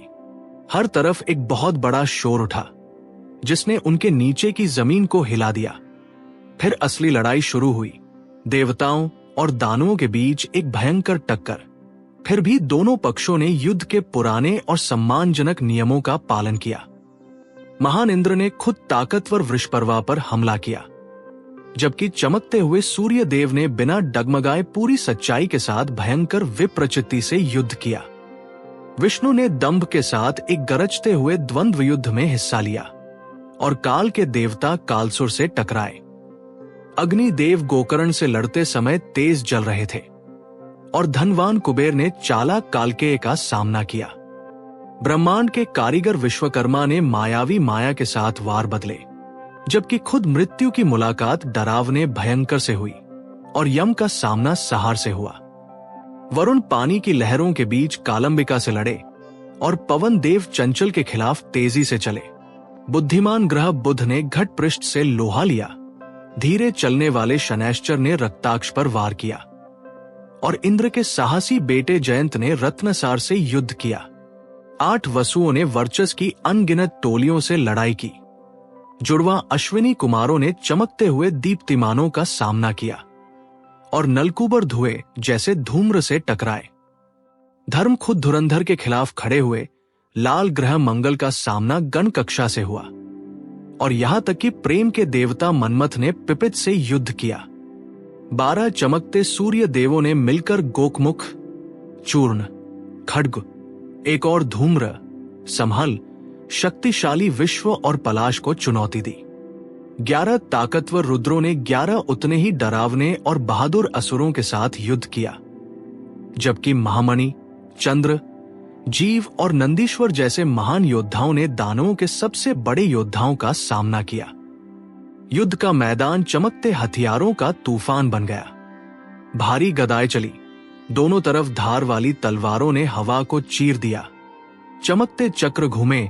विशाल गदाओं ने कवच को तोड़ दिया। लंबे भालों ने गहरा छेद किया। युद्ध की कुल्हाड़ियों ने बेरहमी से वार किया और अनगिनत तीर बारिश की तरह उड़े। हजारों घातक शतघ्नियों और गोफन ने पत्थर फेंके जिससे ढाल और हेलमेट टूट गए। दोनों तरफ के बहादुर योद्धा जीत की दहाड़ मार रहे थे और सिरों को शरीर से अलग कर रहे थे, जिससे मुकुट धूल में गिर रहे थे। हथियार पकड़े हुए हाथ, जांघें, धड़ और पैर जमीन पर बिखरे थे, जिनके साथ टूटे हुए झंडे, टूटी तलवारें, फटे हुए कवच और बिखरे हुए जेवर मिले हुए थे, जो कभी गर्व से भरे सीनों पर चमकते थे। जमीन खून से गीली हो गई, गिरे हुए गहनों और अंगों से ढक गई, जबकि बिना सिर वाले शरीर अजीब तरह से उछल रहे थे और नाच रहे थे, और उनके कटे हुए हाथों में अब भी हथियार मजबूती से पकड़े हुए थे। नायक बादलों की तरह गरज रहे थे, दुश्मनों को तीरों के घने जाल में लपेट रहे थे, जिसने आसमान को ऐसे ढक लिया जैसे तूफान के बादल सूरज को छुपा लेते हैं। रथ तेजी से आगे बढ़े, योद्धाओं ने एक दूसरे को आमने सामने चुनौती दी और सही निशाने के साथ घातक वार करके जरूरी अंगों को चीर दिया। आप जहां भी देखते, निडर लड़ाके अपने झंडे ऊंचे उठाए हुए थे, अपने शंखों को कान फाड़ देने वाली आवाज के साथ बजा रहे थे और खुशी में दहाड़ रहे थे, क्योंकि भयानक लेकिन रोमांचक युद्ध घंटों तक चलता रहा। फिर भी उस भयंकर लड़ाई के बाद दानवों का पलड़ा भारी होने लगा। देवताओं को अनगिनत हथियारों से भयानक घाव हुए, उनके शरीर फट गए और बहुत खून बहने लगा। डरे हुए और थके हुए वे शिव की ओर मुड़े और ब्रह्मांड के स्वामी को उन्हें बचाने और रक्षा करने के लिए हताश आवाजों में पुकारा। शिव ने अपनी हारी हुई सेनाओं को आते देखा, उनकी डरी हुई पुकार सुनी और अपने अंदर एक जलती हुई आग जैसा गुस्सा महसूस किया। फिर भी उन्होंने उन पर दया भरी नजर डाली और एक शांत इशारे से उन्हें डर से आजादी दे दी। फिर अपनी असीम ऊर्जा का उपयोग करते हुए उन्होंने अपने गणों में नई ताकत भर दी, जिससे वे नई शक्ति के साथ आगे बढ़े। शिव के हुक्म पर उनके बहादुर बेटे स्कंद निडर होकर दानवों की सेना के बीच में कूद पड़े। सही गुस्से से भरे हुए तारक के विनाशक एक गुस्से वाले शेर की तरह गरजे और तीरों का ऐसा तूफान छोड़ा जिसने पलों में 100 अक्षौहिणियों को खत्म कर दिया। उनके साथ कमल जैसी आंखों वाली काली ने पूरे जोश के साथ लड़ाई की, सिर काटे और गिरे हुए दानवों का गर्म खून पिया और उस शोर शराबे के बीच नाचते हुए उनका मांस खाया। उन्होंने अपने विशाल हाथों में लाखों विशाल हाथियों और योद्धाओं को पकड़ा और उन्हें अपने खुले मुंह में ऐसे फेंक दिया जैसे वे सिर्फ फल हों। उनके चारों तरफ भयानक नाच में बिना सिर वाले शरीर घूम रहे थे और उछल रहे थे, जबकि हवा में एक डरावना शोर भर गया, जिससे कमजोर योद्धाओं के दिल में डर बैठ गया। स्कंद का गुस्सा फिर से भड़का और उन्होंने तीरों की नई बारिश की, जिसने अनगिनत दानव सरदारों को लहूलुहान कर दिया, जिससे बचे हुए लोग डर के मारे भागने लगे। एक एक करके वृषपर्वा, विप्रचित्ति, दंड, विकंपन और यहां तक कि महामारी जैसे शक्तिशाली योद्धा उनके खिलाफ खड़े हुए और पीछे हटने से मना कर दिया। लेकिन स्कंद के चमकते भाले ने उनके शरीरों को चीर दिया, जिससे महामारी और स्कंद जीत गए और आसमान में बादलों की तरह नगाड़े गूंजने लगे और ऊपर से फूलों की कोमल बारिश होने लगी। अपनी सेना को टूटते देख शंखचूड़ को बहुत गुस्सा आया। उसने जल्दी से अनगिनत रत्नों से चमकते हुए कपड़े और कवच पहने अपने शानदार उड़ने वाले रथ पर चढ़ा, जिसमें हर तरह के हथियार थे, और अपने योद्धाओं को न डरने के लिए कहा। फिर वह सीधे सबसे घनी लड़ाई में गया। अपने बड़े धनुष को तब तक खींचा जब तक कि डोरी उसके कान को नहीं छू गई, और तीरों की एक भयानक बारिश छोड़ी जिसे कोई नहीं सह सका।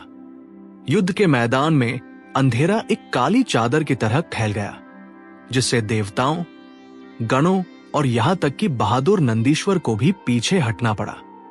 सिर्फ कार्तिकेय मजबूती से खड़े रहे। शंखचूड़ ने अपने दुश्मन पर पहाड़ों, सांपों और बड़े पेड़ों के गिरने का जादू छोड़ दिया। स्कंद, जिन पर जोर से वार हुआ था, घने कोहरे में छिपे सूरज की तरह धुंधले लगने लगे।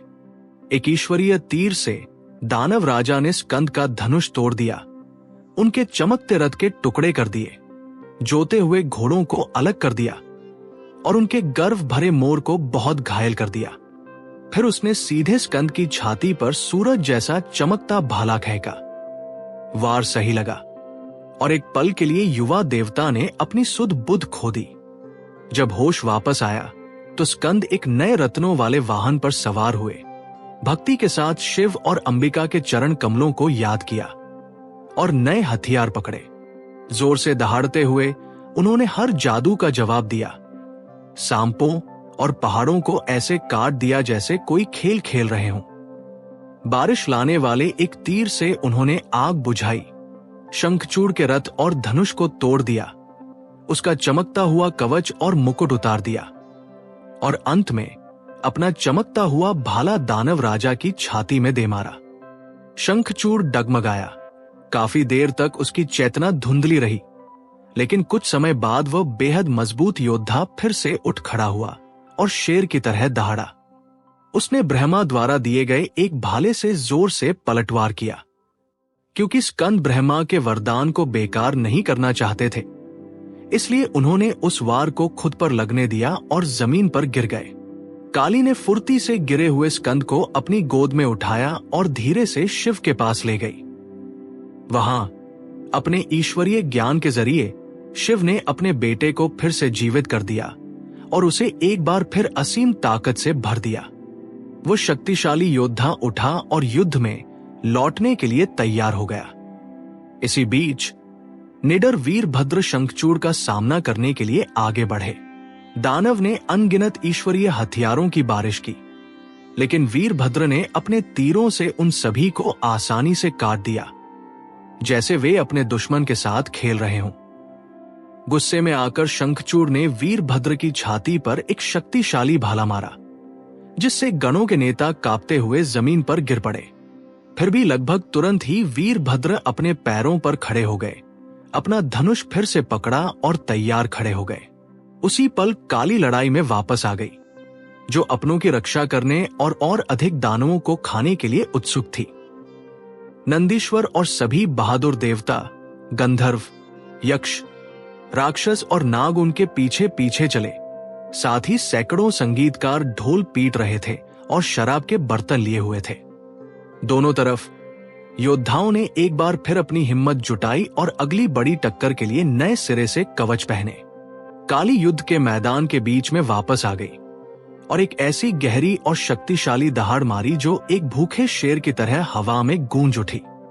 जैसे ही वह डरावनी आवाज मैदान में फैली, अनगिनत दानवों ने अपनी ताकत कम होती महसूस की और बेहोश होकर गिर पड़े। उन्होंने अपना सिर पीछे झुकाया और बार बार हंसी। वो आवाज जंगली और डराने वाली थी, जो विनाश का संकेत दे रही थी।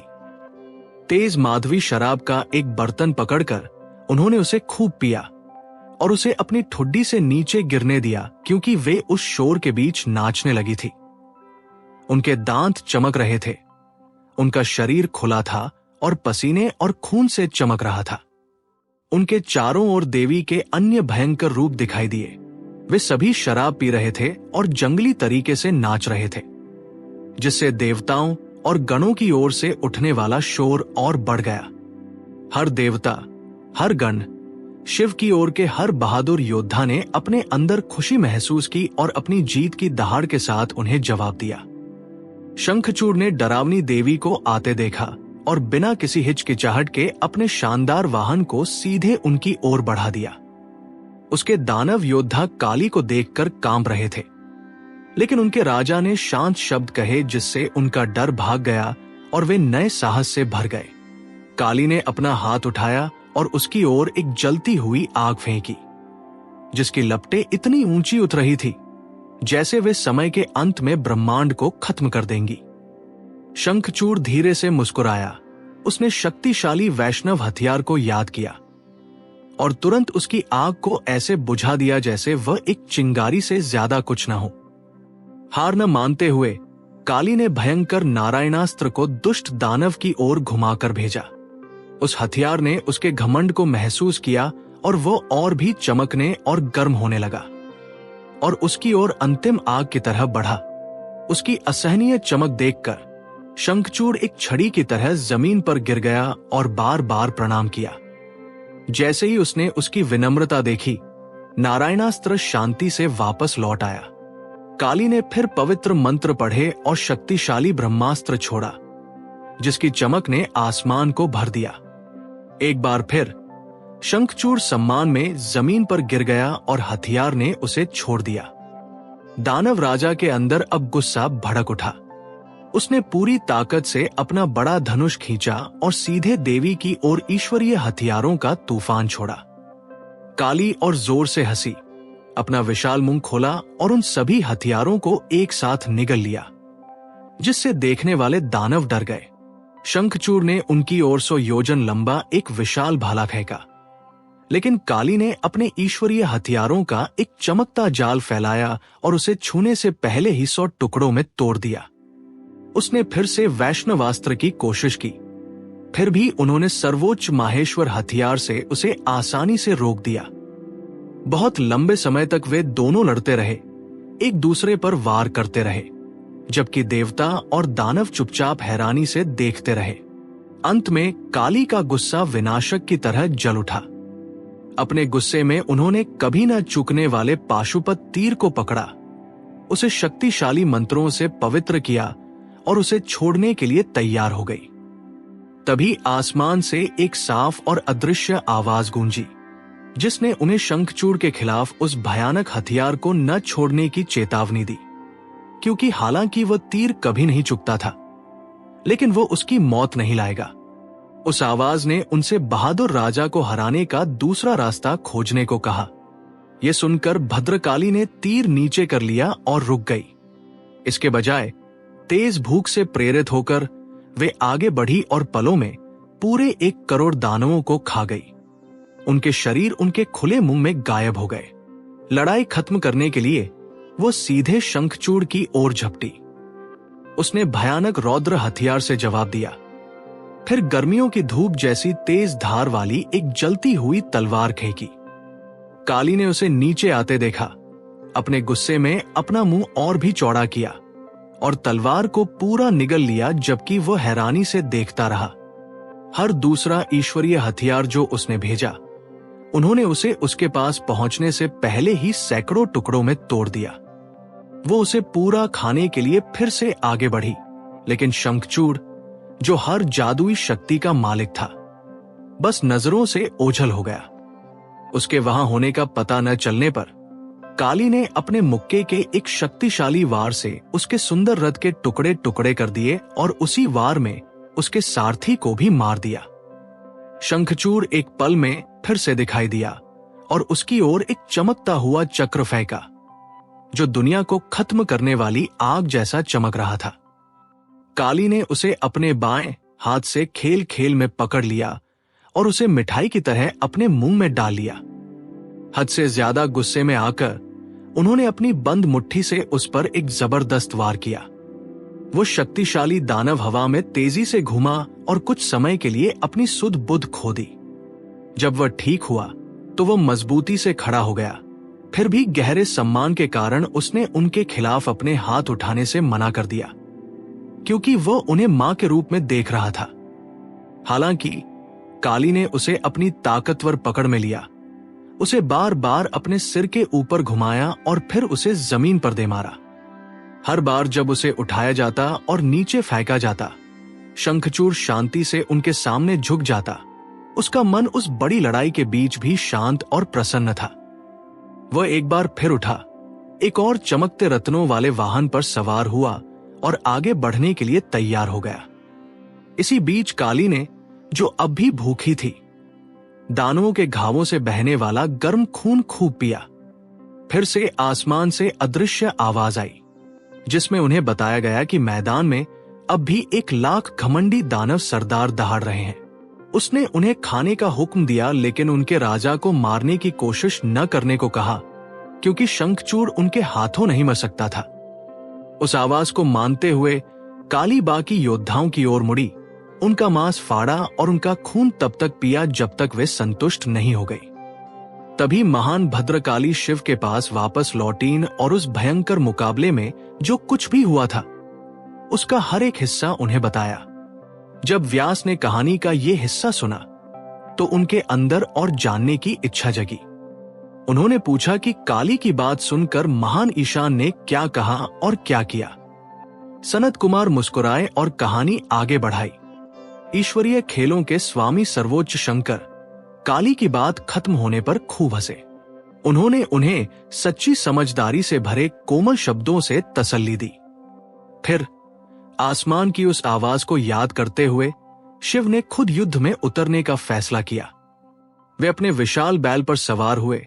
उनके चारों ओर वीरभद्र और उनके सभी वफादार गण, डरावने भैरव और सम्मानित क्षेत्रपाल थे जो उनकी अपनी शक्ति के बराबर चमक रहे थे।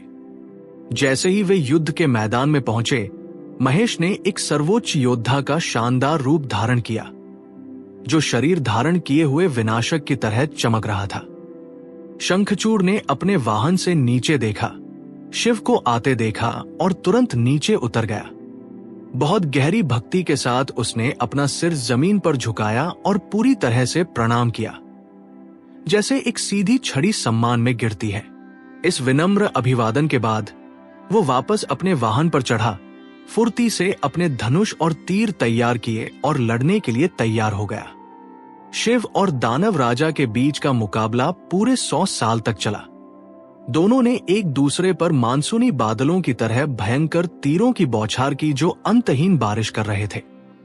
शंखचूड़ ने आश्चर्यजनक बहादुरी के साथ भयानक तीर चलाए, लेकिन शिव ने उन सभी को अपने तीरों से खेल खेल में काट दिया, जैसे कि ये एक साधारण खेल हो। बढ़ते गुस्से में शिव ने हथियारों की बार से दानव के अंगों पर वार किया। शंखचूड़ ने एक तेज तलवार और चमकती ढाल पकड़ी, फिर बहादुरी से शिव के महान बैल के सिर पर वार किया। बैल हिला लेकिन मजबूती से खड़ा रहा। शिव ने अपने खेल में मुस्कुराते हुए एक उस्तरे जैसे सिर वाला तीर छोड़ा, जिसने तुरंत तलवार और ढाल दोनों को टुकड़ों में काट दिया। दानव ने अगला भाला फेंका, लेकिन शिव ने उसे बीच हवा में ही आधा काट दिया। इसके बाद एक चमकता हुआ चक्र आया, फिर भी शिव ने उसे अपने हाथों से कुचलकर टुकड़े टुकड़े कर दिया। शंखचूड़ ने एक विशाल गदा पकड़ी और जोर से खींची, लेकिन उसने देखा कि शिव ने उसे तोड़ दिया और टुकड़ों को जलाकर राख कर दिया। गुस्से से भरकर राजा युद्ध की कुल्हाड़ी घुमाते हुए आगे बढ़ा, लेकिन शिव के तीरों ने उसे तब नीचे गिरा दिया जब कुल्हाड़ी अभी ऊपर ही उठी हुई थी। कुछ ही पलों में शंखचूड़ ठीक हो गया, एक नए रथ पर चढ़ा और एक बार फिर आसमान को ईश्वरीय हथियारों और तीरों से भर दिया। शिव ने अपने डमरू को एक ऐसी लय में बजाकर जवाब दिया जिसे कोई सहन नहीं कर सकता था। अपने धनुष की डोरी को तब तक खींचा जब तक वो हवा में नहीं गूंजने लगी। अपने बड़े शंख को तब तक बजाया जब तक कि आवाज हर दिशा में नहीं फैल गई, और अंत में खुद जोर से दहाड़ मारी।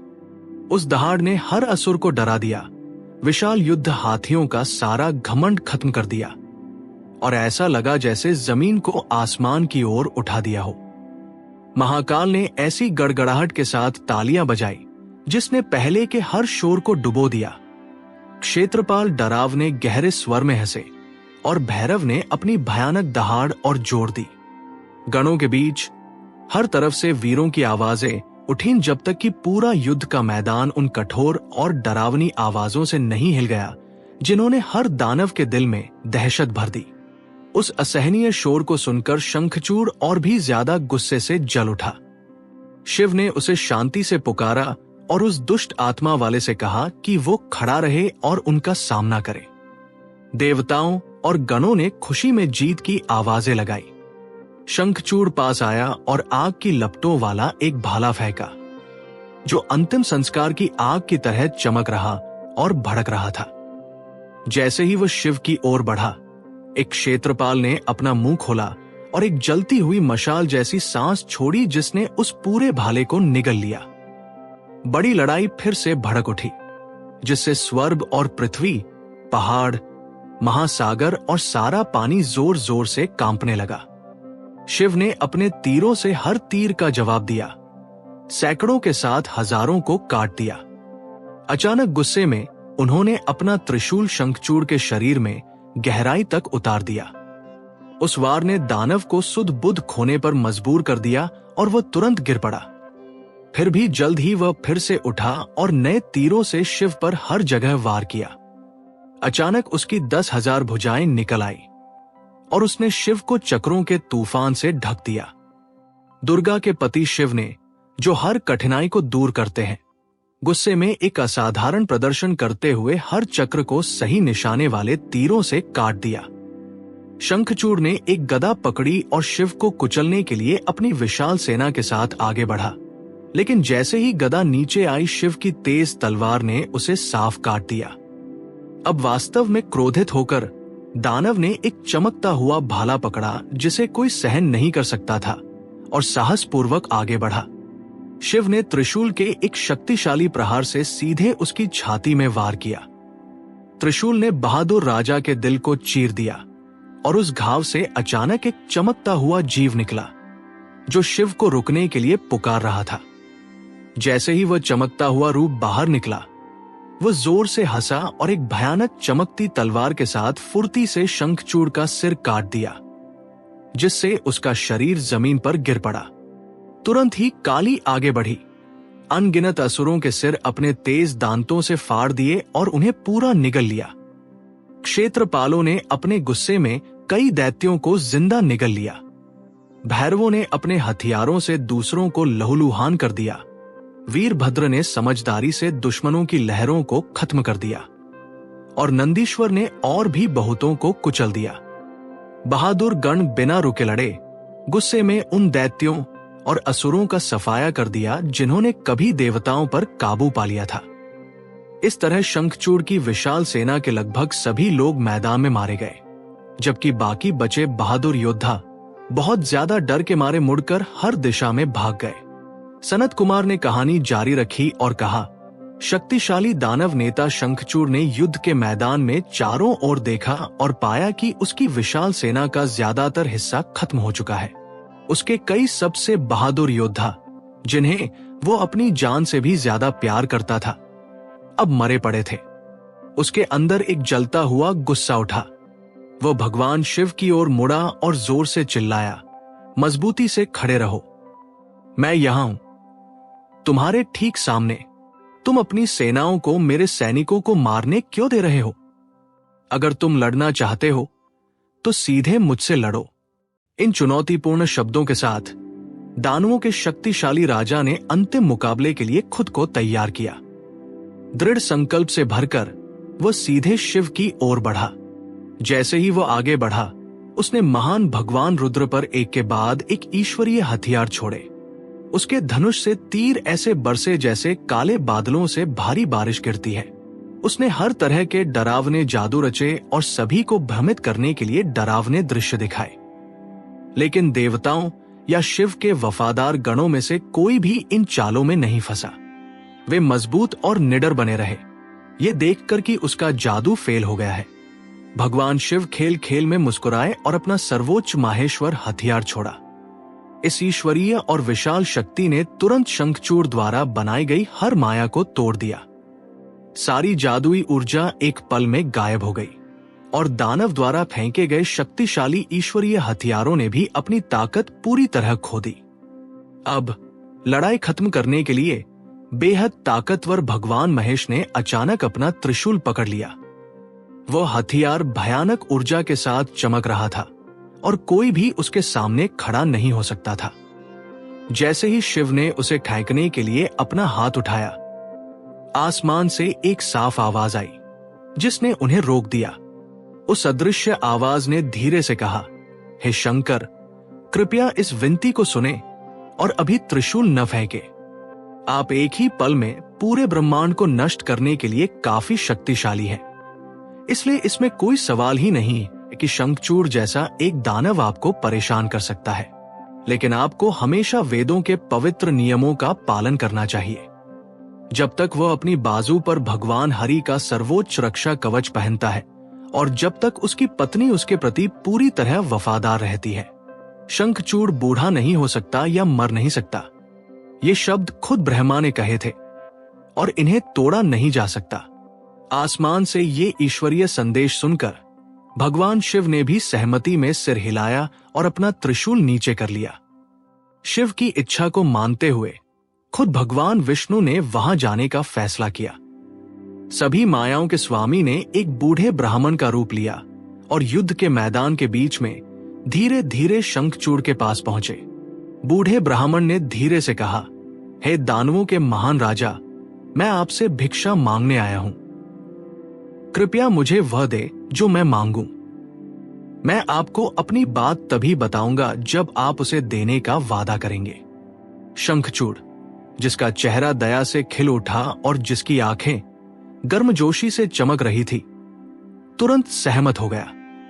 उसे हमेशा जरूरतमंदों की मदद करना पसंद था, खासकर ब्राह्मणों की। वेश बदले हुए विष्णु ने फिर धीरे से कहा, मुझे आपका कवच चाहिए। बिना किसी हिचकिचाहट के, क्योंकि वो ब्राह्मणों के प्रति समर्पित था और अपनी बात कभी नहीं तोड़ता था। शंखचूड़ ने वो ईश्वरीय रक्षा कवच उतार दिया जो उसकी अपनी सांसों जितना कीमती था और ब्राह्मण को सौंप दिया। इस चतुराई भरे तरीके से भगवान हरि ने अपनी माया के जरिए कवच छीन लिया। इसके बाद अभी भी अपनी जादुई शक्तियों का उपयोग करते हुए विष्णु ने शंखचूड़ का बिल्कुल वैसा ही रूप ले लिया और सीधे वहां गए जहां दानव की समर्पित पत्नी तुलसी इंतजार कर रही थी। वहां उसके निजी कमरे में हरि जल्दी से उसके साथ लेट गए और अपना बीज उसके अंदर छोड़ दिया। उसी पल अपने पति के प्रति उसकी पूरी वफादारी खत्म हो गई और दूसरी शर्त टूट गई। भगवान विष्णु ने अब वो काम पूरा कर लिया था जो देवताओं की मदद करेगा। युद्ध के मैदान में वापस भगवान शिव जानते थे कि ईश्वरीय योजना के अनुसार सब कुछ पूरा हो गया है। उन्होंने अपना वादा निभाया और एक बार फिर अपना चमकता हुआ त्रिशूल पकड़ लिया। महान आत्मा शंकर के इस सर्वोच्च हथियार का नाम विजय था। ये इतना तेज चमक रहा था कि इसने स्वर्ग और पृथ्वी के बीच की सभी दिशाओं को रोशन कर दिया। जो एक साथ 10 लाख दोपहर के सूर्यों के चमकने जैसा या दुनिया के अंत में उठने वाली भयंकर लपटों जैसा लग रहा था। कोई भी इसे रोक नहीं सकता था या इसकी शक्ति से बच नहीं सकता था। इसके चारों ओर डरावनी ऊर्जा का एक घेरा था और इसमें हर ज्ञात हथियार की ताकत थी। जब शिव ब्रह्मांड को खत्म करने में अपनी भूमिका निभाना चाहते थे तो वह सारी ब्रह्मांडीय शक्ति इस एक अजय त्रिशूल में जमा हो जाती थी। ये 1000 धनुषों जितना लंबा और 100 हाथों जितना चौड़ा था। ये अमर था, आत्मा का रूप और अंतिम सत्य था जिसे कभी किसी ने नहीं बनाया था। कुछ पलों के लिए त्रिशूल शंखचूड़ के सिर के ऊपर आसमान में बहुत ऊंचाई पर घुमा और अजय ताकत के साथ गूंज उठा। फिर शिव के हुक्म पर वो बिजली की गति से नीचे की ओर झपटा और दानव राजा से टकराया, जिससे उसका शरीर तुरंत राख में बदल गया। जैसे ही इसका काम पूरा हुआ, वो महान त्रिशूल आसमान से उड़ते हुए सोच की तरह तेज गति से वापस आया और शांति से भगवान शिव के हाथ में लौट गया। उसी पल स्वर्ग में खुशी के नगाड़े बजने लगे। गंधर्वों और किन्नरों ने जीत के सुंदर गीत गाए। महान ऋषियों और सभी देवताओं ने हाथ जोड़कर शिव की स्तुति की। स्वर्ग की अप्सराओं की भीड़ ने शालीनता से नृत्य किया। हर दिशा से भगवान पर खुशबूदार फूलों की बारिश हुई। हरि, ब्रह्मा, इंद्र और अन्य सभी देवताओं और ऋषियों ने उन पर दिल से तारीफों की बौछार की। शिव की असीम दया के जरिए शंखचूड़ आखिरकार उस पुराने श्राप से मुक्त हो गया जिसने उसे दानव बनाया था। उसने अपना असली ईश्वरीय रूप वापस पा लिया और मोक्ष की ओर बढ़ गया। उसकी जली हुई हड्डियों से सुंदर शंखों का जन्म हुआ। तब से शंख के माध्यम से खूंकने वाला शुद्ध जल भगवान शिव के अलावा सभी को खुशी देता है। ये विशेष रूप से भगवान हरि और देवी लक्ष्मी और उनके करीब रहने वाले सभी लोगों को बहुत पसंद है। लड़ाई खत्म होने के बाद भगवान शिव अपने वफादार बैल पर सवार होकर और देवी उमा, उनके बेटे स्कंद और अनगिनत खुश गणों के साथ खुशी खुशी अपनी ईश्वरीय दुनिया में लौट गए। भगवान हरि वैकुंठ वापस चले गए और भगवान कृष्ण, जो पहले कष्ट झेल रहे थे, पूरी तरह ठीक हो गए। देवताओं ने अपने स्वर्ग के राज्यों को वापस पा लिया और अपने दिलों में बहुत खुशी महसूस की। हर बाधा दूर होने के साथ पूरी दुनिया में शांति और खुशहाली लौट आई। आसमान साफ और उज्ज्वल हो गया और पृथ्वी हर तरह से धन्य महसूस करने लगी। सनत कुमार ने कथा आगे बढ़ाते हुए कहा, भगवान विष्णु ने शिव जी की इच्छा और देवताओं की योजना के अनुसार एक बूढ़े ब्राह्मण का रूप धारण करके शंखचूड़ का रक्षा कवच ले लिया था। अब अपनी माया की शक्तियों का उपयोग करते हुए उन्होंने अपना रूप बिल्कुल शंखचूड़ जैसा बना लिया और सीधे उस महल की ओर चल दिए जहां तुलसी बड़ी बेचैनी से अपने पति का इंतजार कर रही थी। जैसे ही वे घर के बड़े दरवाजों पर पहुंचे, विष्णु जी ने यह पक्का किया कि बाहर जोर जोर से ढोल बजने लगे और जीत की खुशी में शोर मच जाए, जिससे ये पता चले कि महान योद्धा वापस आ गया है। पतिव्रता और नेक पत्नी तुलसी ने वे जानी पहचानी आवाजें सुनी और उनका दिल खुशी से झूम उठा। प्यार में डूबकर वे खिड़की की तरफ भागी और शाही सड़क की ओर देखने लगी। उन्होंने तुरंत वहां जमा हुए ब्राह्मणों को धन दान किया और स्वागत की सभी पुरानी रस्मों की तैयारी करवाई। फिर सुंदर कपड़े पहनकर और अपने शरीर को गहनों और खुशबूदार तेलों से सजाकर वे अपने प्यारे पति के स्वागत के लिए तैयार हो गई। विष्णु जी, जो अभी भी शंखचूड़ के रूप में थे, रथ से उतरे और रानी के निजी कमरे में चले गए। जैसे ही तुलसी ने उन्हें अपने सामने खड़े देखा, उनके पूरे शरीर में खुशी की लहर दौड़ गई। वे जल्दी से आगे बढ़ी, ठंडे पानी से उनके पैर धोए, सम्मान में झुककर प्रणाम किया और राहत के मारे उनकी आंखों से आंसू बहने लगे। वे उन्हें एक शानदार सिंहासन तक ले गई, जिसे चमकते हुए रत्नों से सजाया गया था, और उन्हें कपूर की खुशबू वाले पान दिए। अपनी खुशी के आंसू पोंछते हुए उन्होंने धीरे से कहा कि अब उनका जीवन पूरा हो गया है, क्योंकि जिसे वे सबसे ज्यादा प्यार करती थी वो खतरनाक लड़ाई से सुरक्षित लौट आया है। मीठी और उत्सुक बातों के साथ तुलसी ने उनसे युद्ध के मैदान में हुई हर बात बताने को कहा। उन्होंने कहा कि भगवान शिव सच में कितने शक्तिशाली हैं, जो एक पल में अनगिनत ब्रह्मांडों को नष्ट कर सकते हैं। वे सबसे बड़े भगवान हैं जिनकी बात विष्णु, ब्रह्मा और बाकी सभी देवता भी मानते हैं। उन्हें बड़ी हैरानी हो रही थी कि उनके पति इतने ताकतवर दुश्मन से लड़कर कैसे जीत गए। विष्णु जी, जो अभी भी भेष बदले हुए थे और शंखचूड़ की आवाज में बोल रहे थे, धीरे से हंसे और एक तसल्ली देने वाली कहानी सुनाने लगे। उन्होंने कहा कि उन्हें युद्ध का रोमांच पसंद है और वे बहुत बहादुरी से लड़े।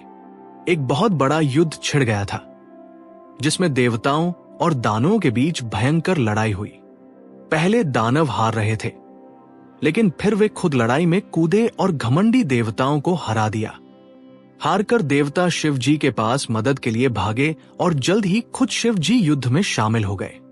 उन दोनों के बीच पूरे 1 साल तक भीषण युद्ध हुआ, जिससे धरती और आकाश हिल गए। अंत में ब्रह्मा जी शांति करवाने आए और उनकी समझदारी भरी बातों से सब कुछ शांत हो गया। देवताओं को अपनी जगह वापस मिल गई। शिव जी अपने लोक चले गए और अब वे वापस तुलसी के पास घर आ गए हैं। ये कहकर विष्णु जी कोमल बिस्तर पर लेट गए और खुशी से तुलसी के साथ समय बिताया और एक पति की तरह उनके साथ सुख लिया। लेकिन जल्द ही जब वे साथ लेटे थे, तुलसी को महसूस होने लगा कि कुछ अलग है। जो खुशी उन्हें आमतौर पर अपने पति के साथ मिलती थी, वो बदली हुई लग रही थी और उनका गहरा लगाव उस प्राकृतिक तरीके से नहीं महसूस हो रहा था। उनके मन में शक पैदा हो गया और वे उन्हें करीब से देखने के लिए उठकर बैठ गई। आखिर में उन्होंने सख्ती से पूछा, तुम सच में कौन हो? मुझे अभी सच बताओ। तुमने छल से मेरे शरीर का सुख लिया है और मेरे पति के प्रति मेरी पवित्र वफादारी को तोड़ा है। इसके लिए मैं तुम्हें श्राप दूंगी। उनकी आवाज में गुस्सा सुनकर और एक पतिव्रता पत्नी के श्राप की शक्ति से डरकर विष्णु जी ने तुरंत अपना भेष छोड़ दिया और अपना असली भगवान का रूप दिखाया, जो चमक रहा था और जिसे पहचाना जा सकता था। जैसे ही तुलसी ने भगवान विष्णु के जाने पहचाने रूप को देखा, वे सब कुछ समझ गई।